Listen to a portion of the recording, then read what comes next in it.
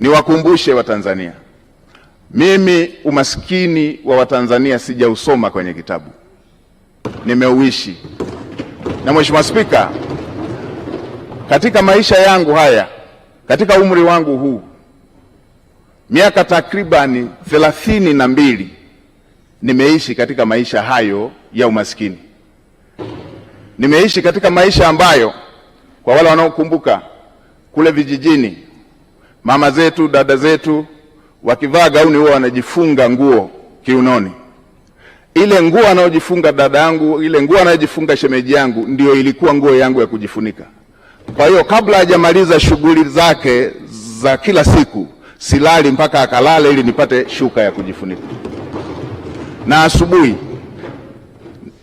kabla hajaanza kazi lazima niamke ili ile nguo niliyojifunika ndio yeye iwe nguo ya kujifunga ili aweze kuanza majukumu yake.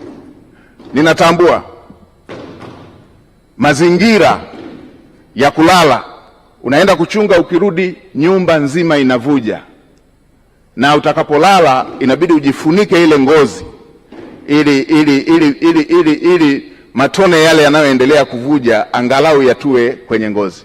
Na yatambua maisha hayo. Natambua mnaenda kula pamoja na watoto wote rika mbalimbali, mko takriban 20 kwenye chungu kimoja cha mboga, chungu kimoja cha sahani moja ya ugali. Inabidi utangulize kuanza kula ugali mwingine bila mboga, kwa sababu ukisubiria mikono ya kwenye mboga iishe ndio na chakula kitakuwa kimeisha. Na natambua matatizo haya ya ajira ambayo Mheshimiwa Rais anayaongelea. Natambua maumivu ya kusoma kwa shida na ukasubiria ajira ukiwa umekosa. Natambua dira hiyo ambayo Mheshimiwa Rais anataka awapatie vijana takriban milioni 8 ajira. Natambua maumivu yake. Nilipomaliza chuo nimefanya kazi ya kubeba zege kwenye kiwanda cha matofali ili upate kipato cha siku, na mke wangu akiwa anapika mamalishe, na wakati mwingine wakati anawagawia wabeba zege wenzangu wengine walikuwa wanatoa maneno makali. Natambua adha hiyo. Niwahakikishie Watanzania hasa wa mazingira ya chini watasikilizwa kwenye kila ofisi ya umma.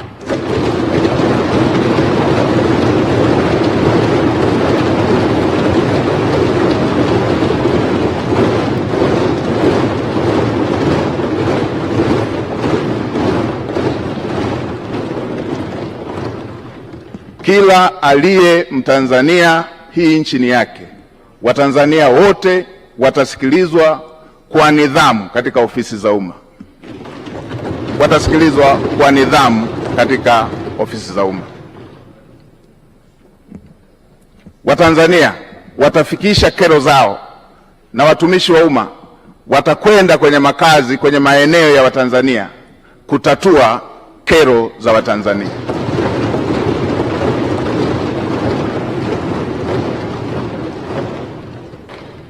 Ukiondoa miaka 32 hiyo niliyoielezea, miaka takribani 18 maisha yangu yamezungukwa na wahitaji kuliko walioridhika, nikiwa na watoto takribani 100 nao kaa nao, na bweni la wanawake na wanaume, wasichana na wavulana hapa. Natambua mahitaji na uhitaji wa Watanzania, naitambua.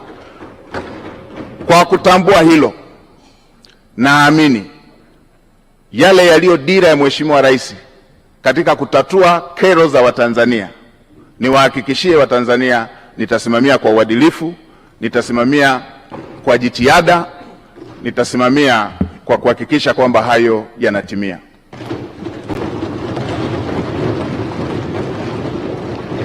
Kwa kuzingatia kazi kubwa hiyo iliyoko mbele yetu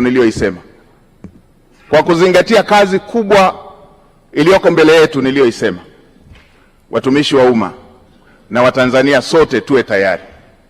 Lazima tuende kwa gia ya kupandia mlima.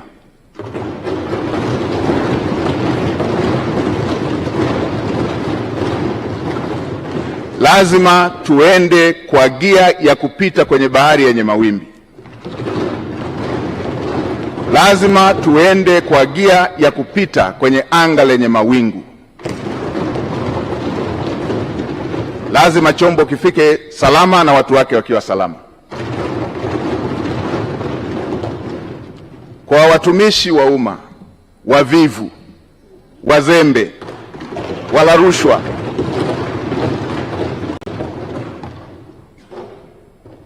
na wenye lugha mbaya kwa Watanzania, tuwe tayari. Wavivu wote, wazembe wote ndani ya ofisi za umma, nitakuja na fiekeo na rato. Lazima maono ya Mheshimiwa Rais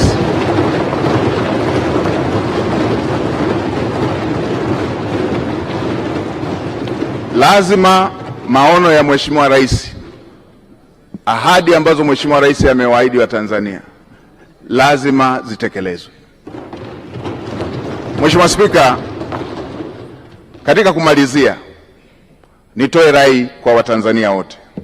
Haya yote ambayo tunayaongea, yale yote yaliyoongelewa kwenye dira, yale yote yaliyoongelewa kwenye ilani ya uchaguzi, yale yote tulio na matamanio nayo, yale yote yaliyo ahadi ya Mheshimiwa Rais pamoja na makamu wa rais, yale yote yaliyo ahadi zenu waheshimiwa wabunge, yatatimia tu kama tutaendelea kumtanguliza Mungu katika mambo yetu kama taifa, na kama taifa letu litakuwa na amani, kama taifa letu litakuwa taifa lenye amani. Yatatimia tu kama tutaendelea kumtanguliza Mungu katika mambo yetu kama taifa, na kama taifa lina hali ya amani. Bila amani, yote tunayotamani, yote tunayotarajia, yote tulioahidiwa, yote viongozi walioahidi, yote yaliyoko kwenye dira, yote yaliyoko kwenye ilani hayawezi kufikiwa. Nitoe rai kwa Watanzania wote, tuwe na wajibu wa kuhakikisha kwamba nchi yetu ni ya amani. Tumtangulize Mungu hata kwa yale tunayoona ni magumu, ili tuweze kuhakikisha kwamba Mungu anatusaidia kupata ufumbuzi wake, kwa sababu kwake yote ni mepesi.